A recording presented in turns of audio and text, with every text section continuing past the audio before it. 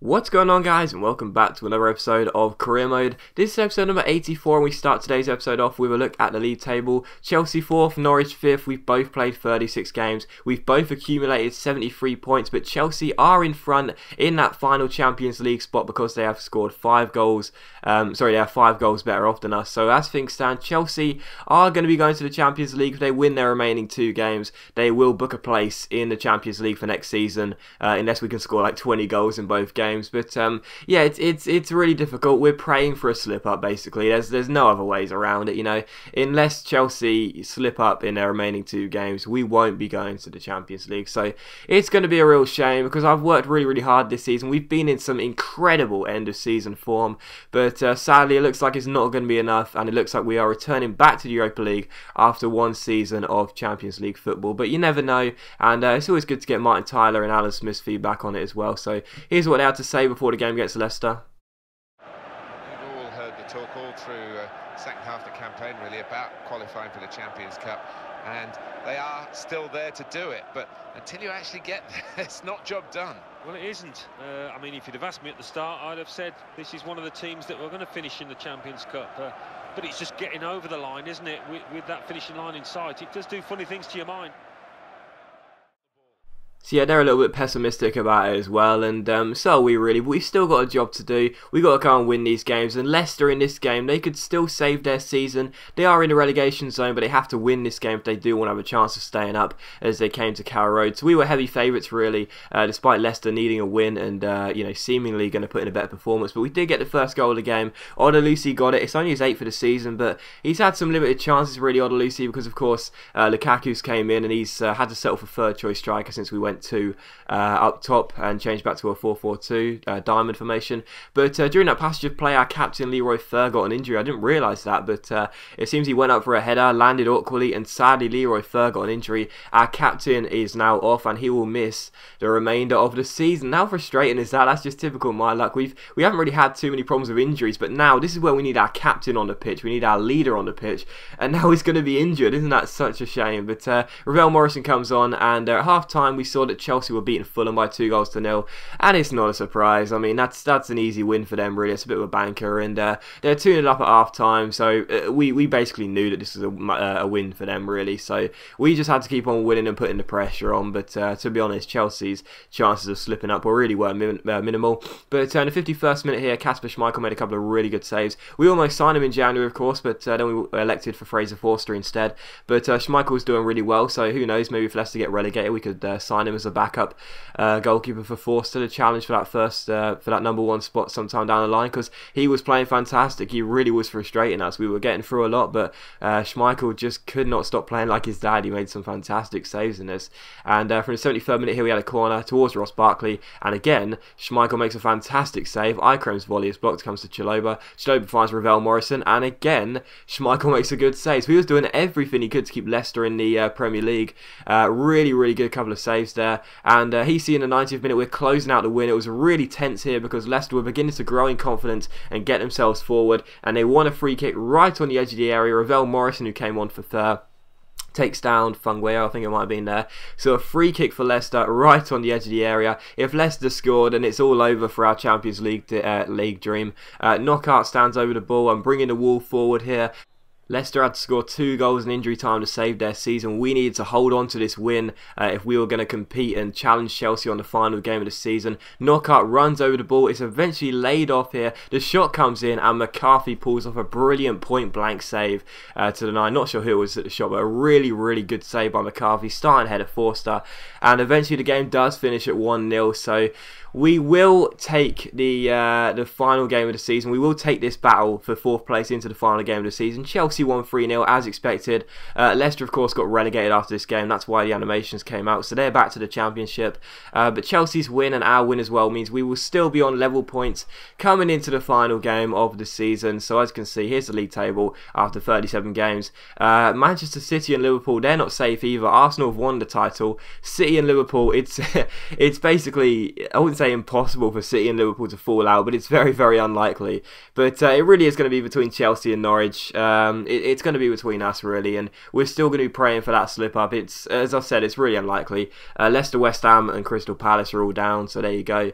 And Leroy Fer, our captain, won't even play in our final game because he is injured, so everything's going wrong sadly, and it's just not good for us. And the final fixtures look like this. We've got Arsenal away, so we go to the title winners. We go to the team that's just won the title. Brilliant. That's going to be easy for us. Liverpool and City have Leicester and Stoke at home, so those are bankers. They're going to win that game. And Chelsea travel to St James's Park against Newcastle. They are away from home, but Newcastle are in mid-table really, so I'd expect them to get a win in that game. And of course we've got to beat Arsenal as well, so it's very, very unlikely. But oh well, we're just preparing. We're just preparing for next season now, just trying to go out on a high. And here's a scout report here from our Danish scout based in England. And again, the players are really poor. I think this is actually our last scout report as well, but we rejected all the players because they look really bad. And we do, of course, have Euro 2016 at the end of the season, so we've picked our squad for Euro 2016, although this is really interesting, and you'll see at the end of today's episode why it's really interesting, or is it at the start of next episode?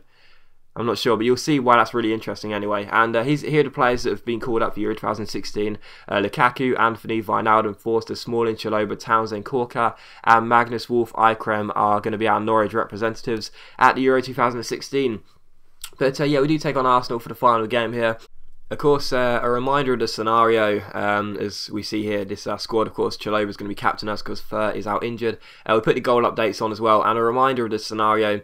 Basically, if Chelsea win, we have to win by a lot of goals, and Liverpool and Manchester City, they both need to lose. Otherwise, they will be qualifying automatically. All they've got to do is avoid defeat in their home games against Leicester and Stoke, so they'll do that. And basically, the only way we can get into the Champions League is if Chelsea drop points, we have to win. So that's basically all there is. Of course, if Chelsea lose away at Newcastle, we can do it with a draw. If Chelsea win, then we have to win by a lot of goals. And if Chelsea lose, we can do it by a draw. If Chelsea draw, we have to win. So I think that makes sense. If Chelsea draw, we win. We have to win. If Chelsea lose, we can draw or win. If Chelsea win, we have to win by a lot of goals. So it's an unlikely scenario, but even so, we did come into this game trying to put the pressure on here, and the first chance did come in the 23rd minute. Lukaku got played forward. What a chance for us to score on the break, but unfortunately Szczesny makes a really, really good save. So still 0-0. We did have the first chance of the game here, and from the corner, Townsend crossed the ball to the far post, and Vlad Kirakez puts the ball into the back of the net. So we were doing our job. We were surprisingly in front here at the Emirates, but of course we would still need a goal from St James's Park. News of a goal from elsewhere. Alan McInally. It's a goal for Newcastle United. 32 minutes played. 1-0. Thank you very much, Alan. And we got it. Newcastle went in front in that game against Chelsea. So as things stood, we will be claiming that Champions League, that final Champions League place by 3 points. So that was really good news for us. We had a great chance to extend our lead here in the 38th minute, but I took the ball a bit too far wide with Lukaku, and his shot was well saved by Szczesny. So my mistake there. But from the corner, Townsend crossed the ball in towards Chris Smalling, and his header ends up hitting the bar. So we really were the better team here at the Emirates. I guess with Arsenal already winning the title, they kind of just thought, oh well, it's a bit of a silly game for us. We don't really care because we're guaranteed to finish as title winners. But they have a great chance to level it here in the 45th minute. Ava Banega collects the ball down the right hand side, finds Jan and Via. It's a great block, and eventually Forster gets back to his feet to stop the ball from crossing the line. So 1-0 at the Emirates at half time. So as things stood, we were doing our job. We were in front, and we were doing enough because of the goals at St James's Park. It was still Newcastle winning by a goal to nil. We were doing enough to claim that final Champions League place. As things stood, we will be in fourth by 3 points because Liverpool and City were winning, so they would stay in second and third. We will be fourth by 3 points. So that was basically how things stood at half time on the final game of the season. In the 66th minute here, a great chance for Arsenal to equalise. Jan and Via finds Ava Banega, but Fraser Forster pulls off a brilliant save to keep the score at 1-0. News of a goal from elsewhere. Alan McInally. It's a goal for Chelsea. 68 minutes played. 1-1. Thank you very much, Alan. But with Chelsea equalising and Arsenal growing in confidence, it was looking a lot more pessimistic for us as things stood, because Arsenal really were beginning to pepper our goal with shots. So a really good chance here for Podolski, goes through one-on-one, but puts the ball wider, forces post. Of course, if Arsenal equalise, then we will go back down into 5th place. So we were holding on for this win here. We had to win, of course, with Chelsea drawing. Had to keep hold of the 3 points here, and we just couldn't seem to get the ball away, sadly. I just wasn't playing well defensively. Kept giving the ball away. He see Carl Jenkins across the ball and towards Giroud. It's headed away. We're defending for our lives here. Bodies behind the ball. Eventually, Johan Cabaye shoots, but Forster makes an absolutely fantastic stop. I'm so glad I signed Fraser Forster. He was playing fantastically well in this game. Every single Arsenal shot was met by some fantastic saves. And from the corner in the 90th minute here, the last chance for Arsenal to score. It's towards the head of Vermaelen. It's headed wide, and the final whistle goes here at the Emirates. We've done our bit. We celebrate. We're waiting for confirmation that Chelsea did indeed fail to win at St James's Park. So we were waiting for confirmation here. It was really, really tense. There was a little bit of celebration. We'd done our job, but was it going to be enough for us to claim the final Champions League place? Well, as we went back to the final main menu screen here, we see that Chelsea could only draw in Newcastle. They failed to get the win. They dropped points at St James's Park. They can only manage a draw. Liverpool and Manchester City won their games, which was to be expected, but Chelsea could only manage to draw at St James's Park, which means on the final game of the season, we leapfrog Chelsea into 4th place with that fantastic win away at the Emirates. Chelsea finished 5th. They miss out on the Champions League by 2 points, and we qualify for the Champions League for a 2nd successive season. So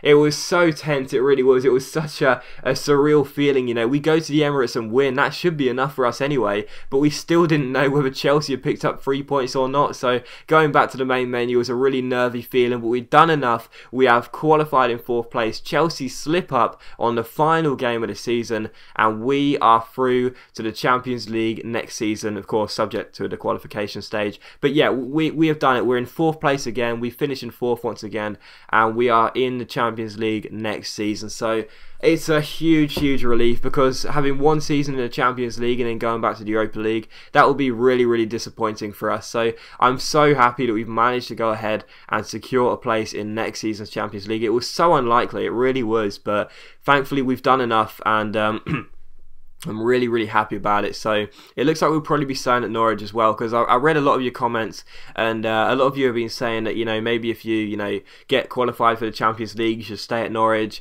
If you win the FA Cup, stay at Norwich. If you fail to do either, then look and try and find another club and so on. But it seems like the general belief was that if we could qualify for the Champions League again, it will be good for us to stay at Norwich. So let me know in the comments. As per usual, guys, you know, this series is you know, we work together in this series. You know, it's not just me playing the game, uploading the footage, and then never asking you guys for opinions. You know, you guys have recommended me some players to sign already. You know, so Anthony, for example, a great example. Ravel Morrison was commented a lot. Fraser Forster was commented a lot. So this series, we work together. You know, so if you want me to leave the club, feel free to comment. You know, and we'll look to find a new club next season. But otherwise, you know, if you want me to stay, then feel free to comment. You know, it's all about you guys, and I need your help as well as mine. But here's a look at the final squad report, and I also decided to show the stats as well, because quite a few of you have been asking for this as well. The reason I don't do it month by month is because it's just a bit too time consuming, but I don't mind doing it at the end of every season. So that was the final look for the attributes, and here's the final look for the stats as well. So yeah, again, we're already planning for next season. There are some players that I'd want to get rid of. Might try and send Butland or McCarthy out on loan. Barkley is probably going to go out on loan as well, because you guys said that I should do that, so it could fix the growth glitch. And obviously Billy Sharp is retiring, and those youth players look quite poor, so we'll probably go ahead and sell all of those apart from D'Annunzio. And here's a look at the top scorer table as well. I think Lukaku finished 2nd place as well, so not a bad signing at all. And yeah, it's again, this does go by pretty quickly, so if you want to look at it in depth, feel free to pause the screen. But yeah, it looks quite good. I think we've done exactly what we wanted to do this season. That was qualify for the Champions League, and now of course we've got Euro 2016 coming up, so that should be a good spin-off. And the Belgian FA have decided to offer us a new contract extension to lead us in Euro 2016, but we decided to stall it just in case England do come in, because we are still waiting for the England job. It's very unlikely, but we do decide to stall this contract extension. But we only had like 2 days to accept it, otherwise the Euros will come and go. But yeah, Chile were the only team team that came in for us, and of course Chile are not in Europe, so we decided to say no. So yeah, we do accept the Belgian job. We stalled it straight away, but no one else came in, so we do decide to accept it. And yeah, we will be managing Belgium in Euro 2016. It was going to happen. Like I say, it was just like a 1 in a million shot that England would come in for us, because they've never came in for us on this damn channel. It's ridiculous. But yeah, we're staying with Belgium, and hopefully we can do better than we did in our last international tournament where we reached the semi-finals. Spain knocked us out on penalties. Hopefully this time we can go one better and get to the final and, touch wood, win it as well. So there we go. We're staying at Belgium. And you'll see the group table we've got as well. We have, well, I'll tell you right now, as you see the final scout report, which we reject all the players. We have England, we have Slovenia, and we have Poland. So England, Slovenia, and Poland will be the 3 teams we'll be facing in the Euro 2016 group stage. And that episode will be out tomorrow. So as always, guys, big thank you for watching today's video. I really hope you have enjoyed it. If you have, don't forget, please leave a like. It really does help my channel, and it only takes a second to leave a like. And I'll see you for the next episode of Career Mode tomorrow afternoon.